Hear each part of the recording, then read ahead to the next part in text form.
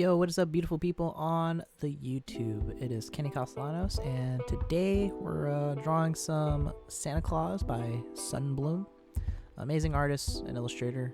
Gonna be painting him in. And kind of as this video goes along, I might interject with some great points throughout the video. So yeah.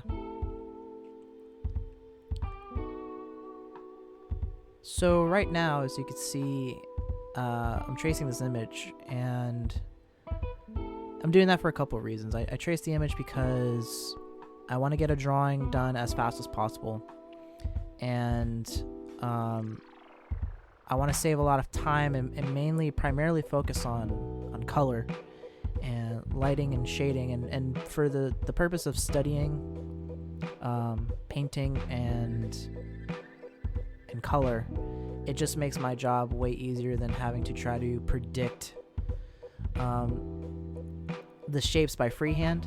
I freehand draw all the time. I know a lot of people are probably going to comment in this video going, oh, he traced it, he didn't draw it.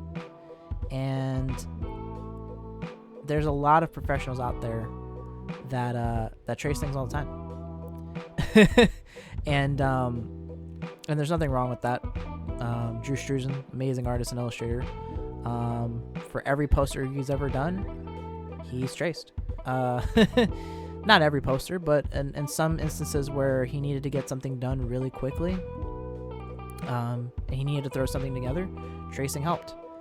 He would request, photo reference and implement it into his work by taking this, blowing it up to the size that he needed, creating a transfer drawing, which is you take charcoal or graphite, you smear it on the back of the photo, and you place it onto your art surface, and you trace the main primary shapes and secondary shapes that create the detail that you're looking for, and then he would paint it how he saw fit, meaning he would change things. He would change probably the lighting. Maybe it wasn't the best photo for lighting, but it was a good photo for what he needed in terms of the shapes and the thing to put it together. So using photo reference, using tracing as a means to create an image, nothing wrong with that. Artists have done it for years. I can go on a whole tangent about camera obscuras and transfer drawings and used in Western art and early Renaissance. Maybe that will be a video for another day.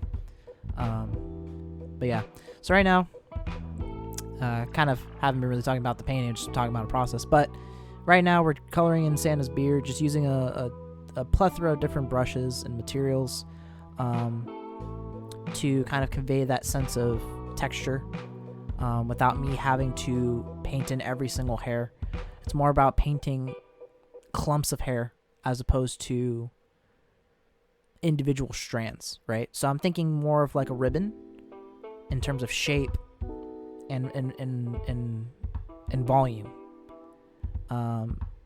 than worrying about the texture. I mostly let the brushes that I have in Clip Studio achieve the texture that I'm looking for. Right now we're blocking in Santa's clothing here, and I'm just right here. I'm literally just I'm using a spatula brush in Clip Studio to kind of fill that in really quickly. Now I'm doing his hat. And again, just thinking about big shapes, just trying to cover down the surface with paint. That's kind of a big thing. Finding the shapes, and you can see I made a little mistake there. So what happens is sometimes when I press on my drawing tablet, my palm touches the surface and it creates like a weird random streak. It's so annoying. I end up fixing it in a little bit. I didn't notice it at first until I think I started working on his lips here, and then I was like, oh, I gotta fix that. But I fixed it. It's not that hard to cover up and digitally. So you go, I fixed it right there.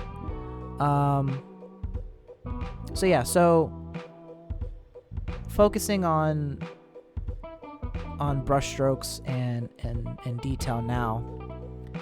And it's always important to think big picture things. Okay, I need to block in this color. I need to block in, his beard. and then going from there. The thing you'll find about when you go to paint is that eventually you will lose the drawing underneath, right? So even though I traced this image, even if I were to do this traditionally, let's say I drew it freehand, eventually a lot of that drawing is going to get covered up by paint, and I'm going to need to find my way back into the paint, or back into the drawing again through paint. And that happens all the time, and you'll find that tracing only gets you so far when it comes to making art. It is a tool that's useful, and it helps out a lot.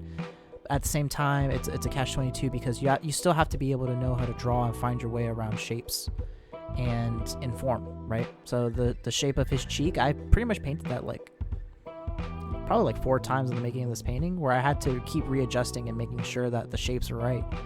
And that happens. You can see I pulled up the reference to, I think I color picked for one thing, because I was like, I need to figure out this color. I don't really worry so much about color. I'm more concerned with tone than anything, and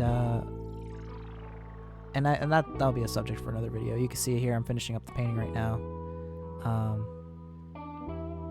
I put my signature, but I'm still tweaking it, and then you'll find that I do that a lot in videos.